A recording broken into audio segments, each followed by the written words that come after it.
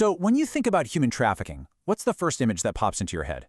For a lot of us, it's probably something straight out of a movie, right? A traumatic kidnapping, a stranger in a van. But what if I told you that almost everything we think we know about this crime is, well, wrong? Today, we're going to pull back the curtain on that Hollywood myth and take a hard look at what human trafficking really is, how it actually works, and what we can do to fight it. All right, let's dive right in. First things first, we've got to deconstruct these big misconceptions. To really get our heads around the problem, we need to start with the facts, with the actual legal foundation, not with a movie script. And this is the biggest myth of all, that trafficking is always a violent kidnapping. The reality? It's way more subtle and, frankly, a lot more insidious. See, it's not really about snatching people off the street. It's about a systematic process of breaking down a person's will, using this trio of tools: force, fraud, and coercion.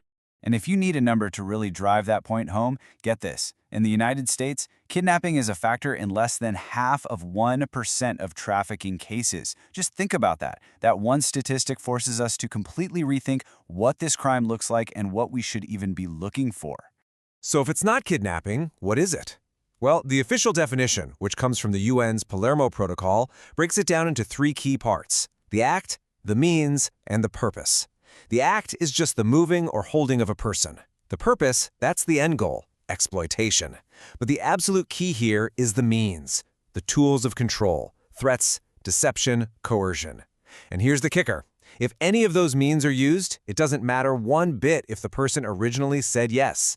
That consent is legally meaningless. Now, these ideas aren't just theoretical, they're written into law. Think of it like this. The UN's Palermo Protocol is the global blueprint. It sets a standard definition so that every country is playing by the same rules. And then, here in the United States, we have the Trafficking Victims Protection Act, or TVPA. This is the domestic toolkit. It created what's known as the 3P framework: prosecution, protection, and prevention, and also established critical support systems like the T-visa, which gives survivors a way to stay in the country and help bring their traffickers to justice. Okay, so if it isn't always physical chains in a locked room, what are the real mechanics of control? Let's get into how traffickers actually manage to trap and hold people, often right out in the open. This quote right here, it absolutely nails it. Trafficking isn't just a crime against someone's body. It's a crime against their free will, their agency. The entire goal is to build a psychological prison that's often far more effective than any physical one could ever be.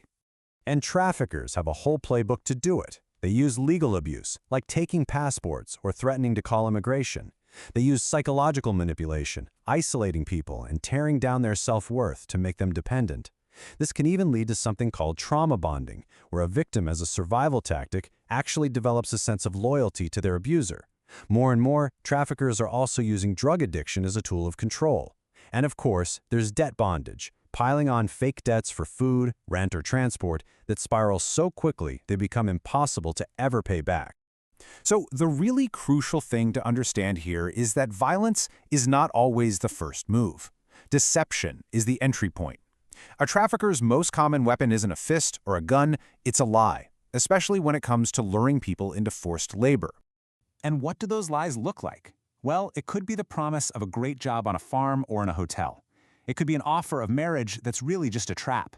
Or it could be a contract that promises certain wages and decent conditions, but the second the victim arrives, alone and already in debt, the whole story changes. So we've got the how, but what about the how many? What's the real scale of this problem?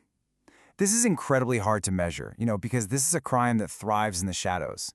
But researchers have found ways to build models that give us a pretty chilling look at the reality. This chart shows the challenge perfectly. That small bar, that's the number of victims we actually identify, the ones who call a hotline or are found in a police raid. But that big bar, that's what's called the dark figure. That's the estimate of how many people are really out there. For every single person we find, there are so many more we never see. It's just the tip of the iceberg. So what is that estimated total, the number that accounts for the whole iceberg? Globally, it's 27.6 million people.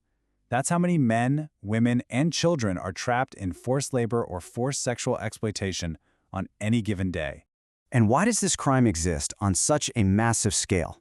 You probably guessed it: money. It is astronomically profitable. Human trafficking generates an estimated $236 billion in illegal profits every single year. It's one of the largest criminal businesses on the entire planet. Let's bring that huge number down to a more human level. In developed countries, the average trafficker makes about $21,800 in profit per victim per year.